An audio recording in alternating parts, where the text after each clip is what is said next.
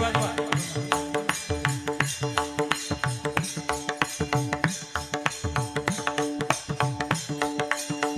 वा पखवा दे.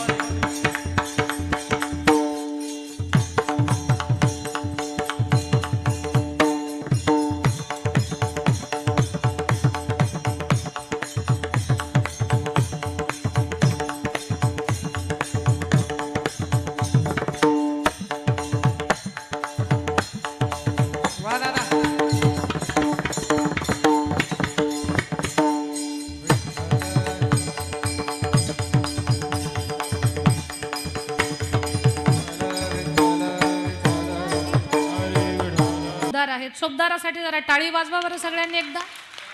खरं तर मला म्हणावंसं वाटत होतं, चोपदार जेव्हा वीणा घेऊन नाचत निघाले ना, असं वाटत होतं संतांचे शब्द या व्यासपीठावर सार्थ झाले बरं. तरणा भाग्यवंत नटे हरी कीर्तनात, कौतुक वाटलं मला.